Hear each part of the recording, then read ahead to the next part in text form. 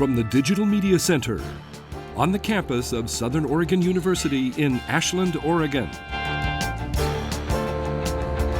This is Ramping Up Your English, an educational program for intermediate level English language learners. Here's your host for Ramping Up Your English, John Letts.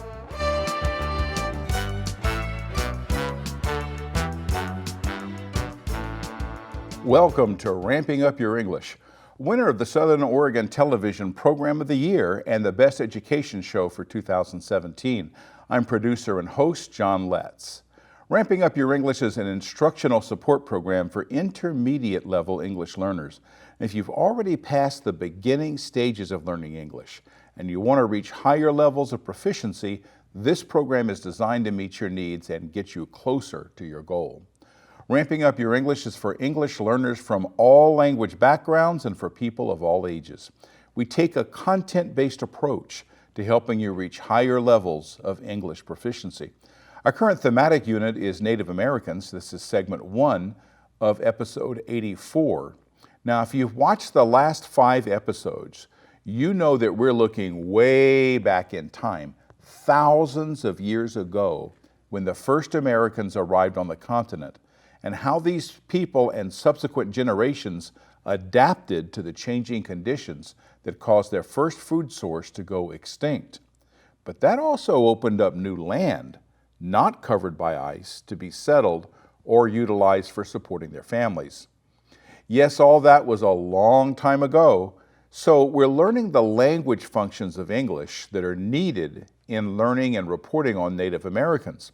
We'll continue with that language upgrade in this episode, but first, let's continue that engaging story of this great migration saga where we left off. Our previous episode featured the great presentation by Professor Roberto Valdez about the Clovis culture. In this episode, let's go forward in time to the Folsum culture. This video is an interview with an anthropology professor at the University of New Mexico telling us about the Folsum culture. Let's see what we can learn.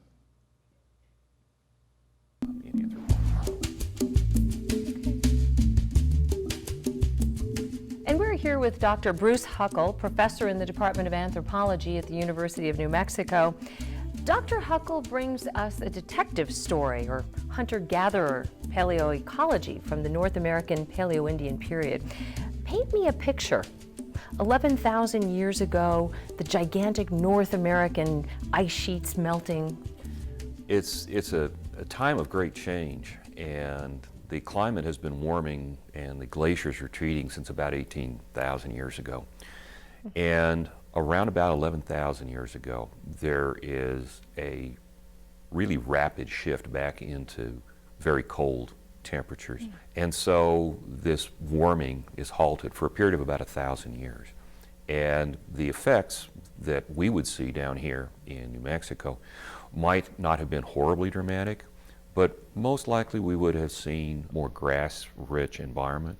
More water for sure. More water for sure, and a lot of these little things that we call playas or dry lakes, they're just out on the West Mesa, would have held water.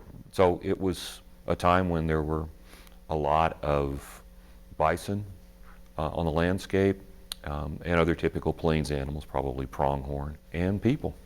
So who were these people that were moving into the continent in this area as it was still changing? The folks that were here between around about 10,900 and 10,200 years ago are a group that we call the Folsum. We don't know what they called themselves, of course. They left no written records. But we call them Folsum because their distinctive spear points were first recovered from a site where they had killed a number of bison up by the little tiny town of Folsom, east of Raton. What do you think is important for us to know today about the Folsom people? They were around for probably upwards of 700 years. So their lifestyle, their adaptation, if you will, to this set of environmental conditions was one that was very successful. You know, today we talk about sustainable lifestyles, and this was probably a good example of a lifestyle that was quite sustainable, provided that you were willing to move frequently, cover a lot of ground. You're probably not, ever occupying what we would consider to be a permanent village, but just camp after camp after camp. The other thing that's interesting about them is that they made some of the most stunning spear points that we see in all of North American prehistory. They're often out of very beautiful stone. They're most of the time very beautifully worked, what we would perhaps interpret as aesthetics, where Really? they are going after raw materials that are among the most colorful, the ones that are perhaps most striking. And it may be just an expression of what they saw as beauty.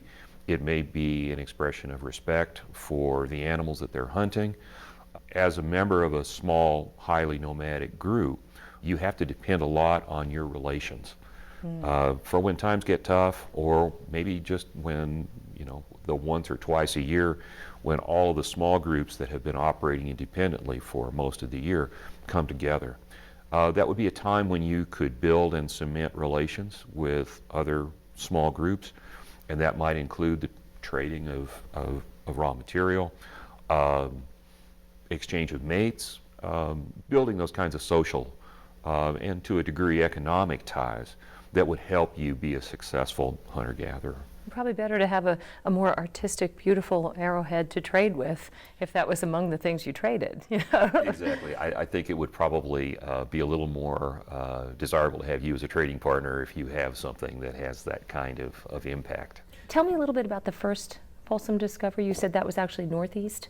Yeah, it's far northeastern New Mexico. The little town of Folsom, in 1908, there was a catastrophic flood that created a huge runoff event. And an African-American cowboy by the name of George McJunkin was out riding his horse. And McJunkin had grown up in Texas, and he knew what bison and bison bones looked like. And sticking out of one of these arroyos, off just a little bit to the west of Folsom, was this whole array of bones. And he pulled some of them out, showed them around, and in his estimation, they were bison bones. And in addition to finding these bones, they also got some skulls. And the skulls were those of what was agreed to be an extinct species of bison called Bison antiquus. And at that point in time, well before radiocarbon dating, but it was generally agreed that that was a Pleistocene age species, and it was probably extinct by around 10,000 years ago. In excavating this, they started finding these beautiful little spear points, which became known as Folsom points. The site itself is of critical importance across all of North American archaeology, because prior to that time there was a huge debate about how long people had been here. And a lot of the prevailing opinion was that people had not gotten into the New World much before maybe 6,000 years ago. And yet here at Folsom, you have these spear points in association with an extinct species of bison. So all of a sudden, your world gets kind of turned upside down, and you have to accept the fact that you have people in here at the end of the last ice age, at the end of the Pleistocene. So you find an artifact. How do you identify it as being of the Folsom period? The most distinctive thing are the spear points. They're called fluted points in the sense that on both sides they have one large flake that is struck at the base and driven up towards the tip. And it creates this groove.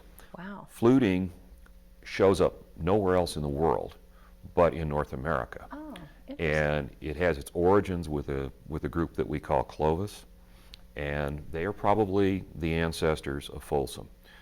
Folsom folks take and refine this fluting technique to the degree that virtually the entire surface is the scar from that flute. So it really is So an they're art very form. distinctive. Yeah. They're very distinctive, and we only see those points from sites of the Folsom culture, which, as I said, just dates to this narrow time period. A little slice between- of time, yeah. And after that, it's gone. We don't see it again. Talk to me a little bit about the recent discoveries, some things that are different from what we already knew about the Folsom. That guarantees that future archaeologists will have employment and things Always to good. do. Exactly. We have a lot of questions about exactly who these people were, how they went about making a living, and where they went, where within North America they occur. We found Folsom Points from southern Canada all the way down into northern Mexico, and from essentially the Rockies eastward, as far east as southwestern Iowa. So the sites that I've been working on that are just out west of Albuquerque here have provided us with some new insights. These are the first sites within this region to be able to say, okay, yes, we do have the remains of bison, not horribly well preserved, but in association with these Folsom artifacts. The sites out here are sitting around these very small dry lakes, playas, but they're in sand deposits. And so we're never having to excavate much deeper than about like this. But the negative side of it is that because, sediment is accumulating so very slowly, you don't get the good preservation. Right. So all we have left of the bison are primarily pieces of the tooth enamel. Is that right? And little bits and splinters of bone that we can say are large mammal. So the sites that we've been investigating out west of here are dominated by raw materials that come from distances of anywhere from about 75 to 200 kilometers away.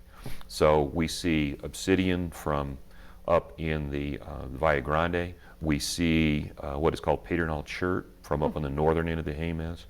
We see what's called Chusca chert, and that comes from the Chusca Mountains that are out on the Arizona-New Mexico border. And we see a material called China chert. All these raw material sources are to the west or the north. It's pretty clear that they're moving south. But where do they go from there?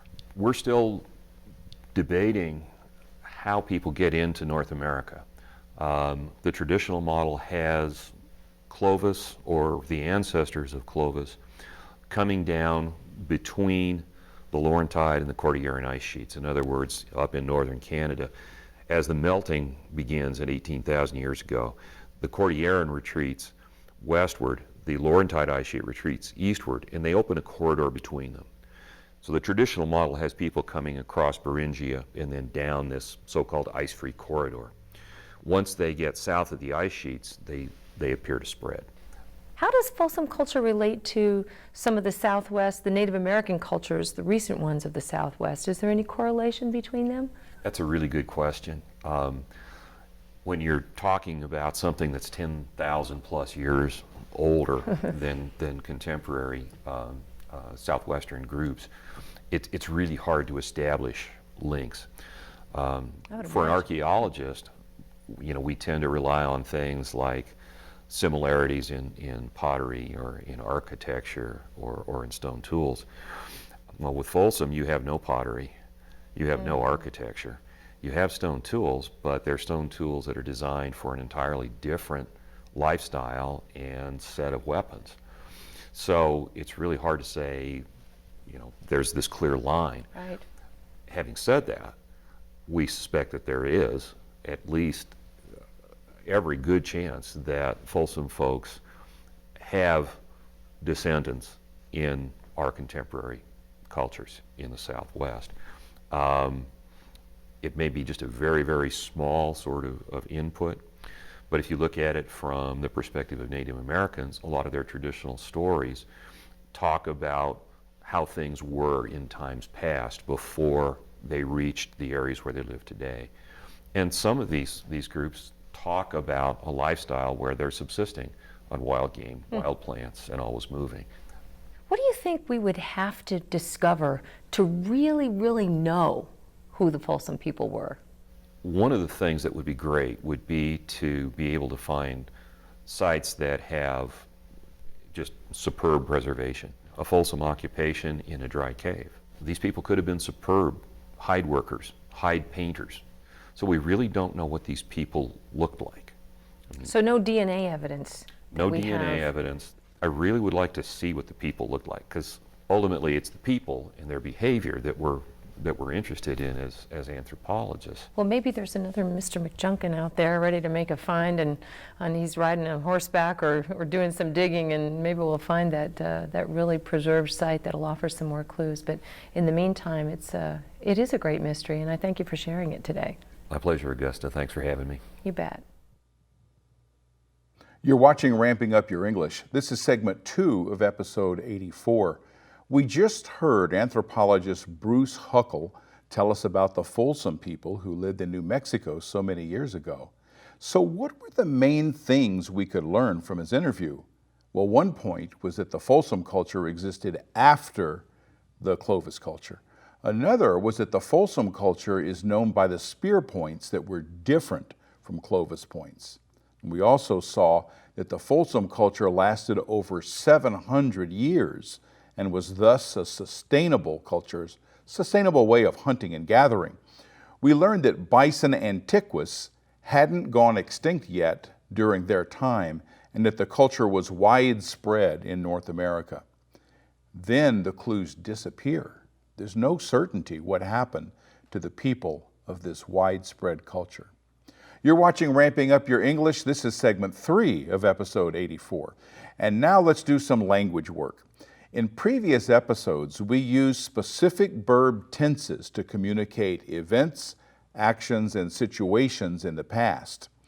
We began with the simple verb tense and then explored the past perfect and the present perfect verb tenses for certain situations. Now, today we're going back into the world of grammar to better communicate those actions, events, and situations in the past. First, let's quickly review some of those special verb tenses.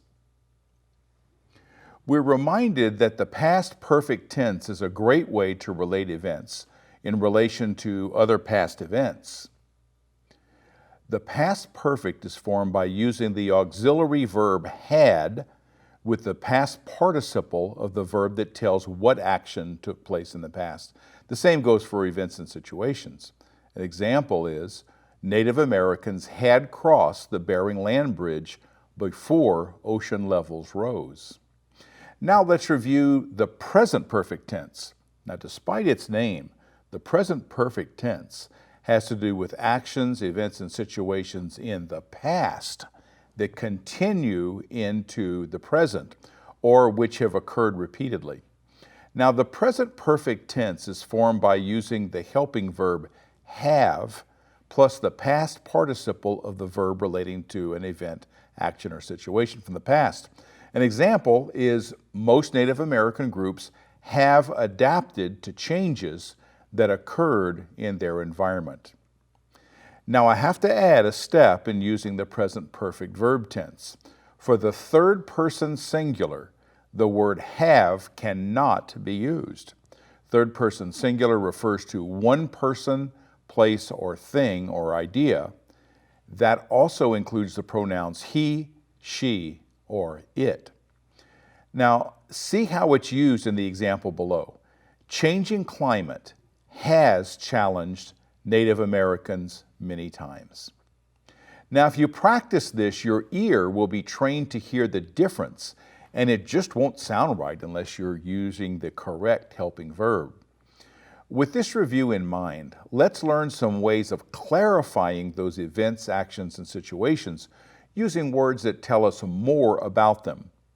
Words or phrases that further describe an action, event, or situation are called modifiers. Now, to modify is to change, but not to change the meaning of the word being modified. The modifier we work with today is called an adverb.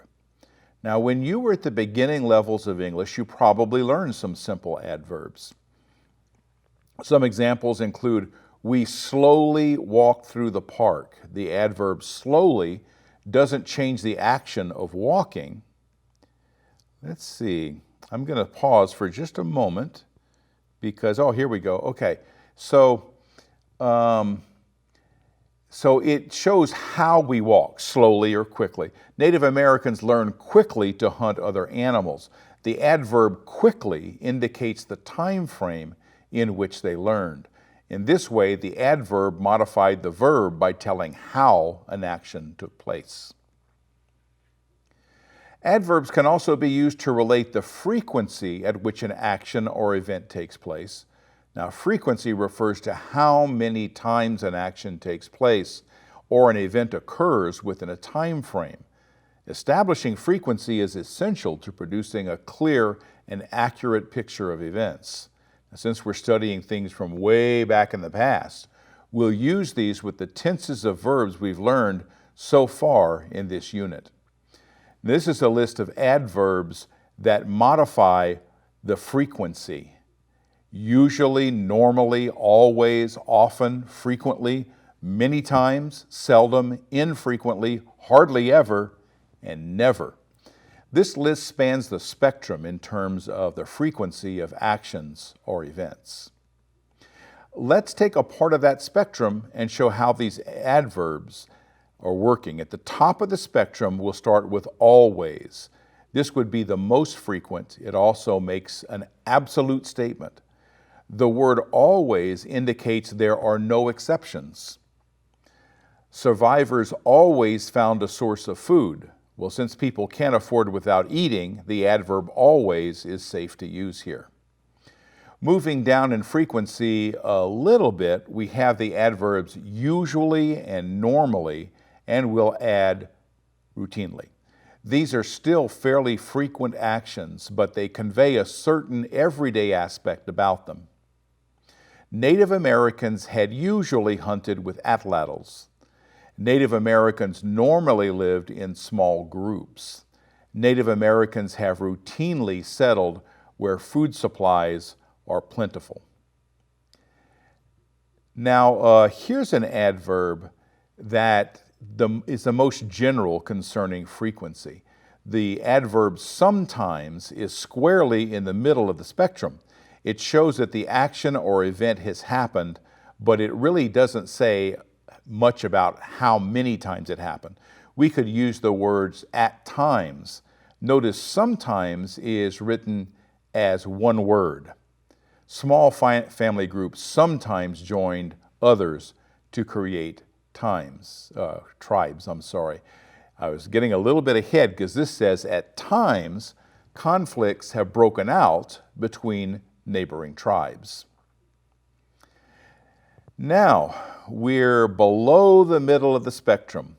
We can't really say something never happens, yet it doesn't happen much, we can use these adverbs. Early Americans seldom had confronted megafauna without help from other hunters. Early Americans had infrequently found ice-free areas to settle until the climate warmed. Native Americans had hardly ever failed to adapt to changes in their environment. Now we're back to an absolute. This time on the opposite end of the spectrum from always. The word never should never be used here. There are no exceptions. It can be modified by the word almost, though. Native Americans never developed immunity to diseases carried by Europeans. If never is modified to almost or the word virtually, it's no longer absolute. Also, don't use the word literally with never unless you really want to emphasize the absoluteness of the word never. Now, these days in the United States, many people misuse the word literally. Literally has an absolute meaning, yet it is incorrectly used to mean virtually. If someone tells you they literally died of embarrassment, they are misusing the word, because dead people can't tell you about being embarrassed or anything else for that matter. Just be aware that you're likely to hear people using the word literally when they should say virtually. Understand what they mean, but don't you do it. Now that I've shared my pet peeve, I want to point out that most of the adverbs we just used were dropped between the helping verb and the participle.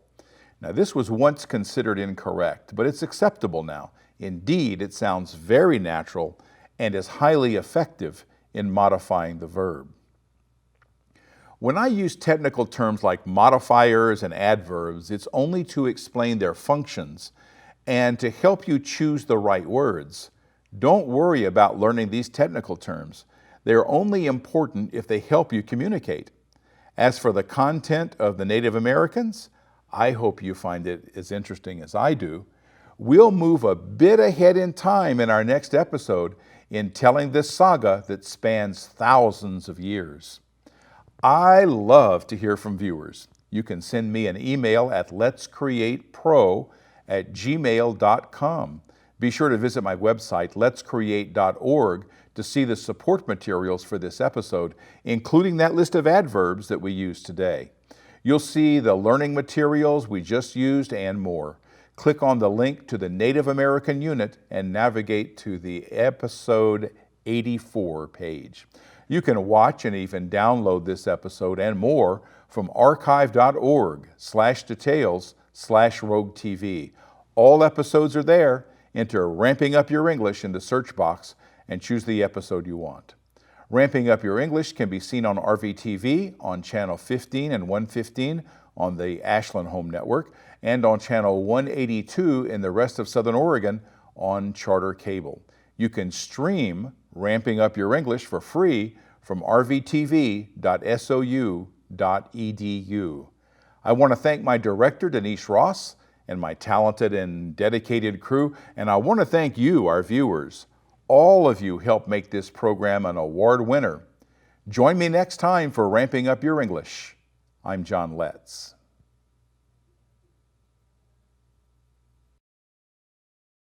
You've been watching Ramping Up Your English, a support program for intermediate level English language learners.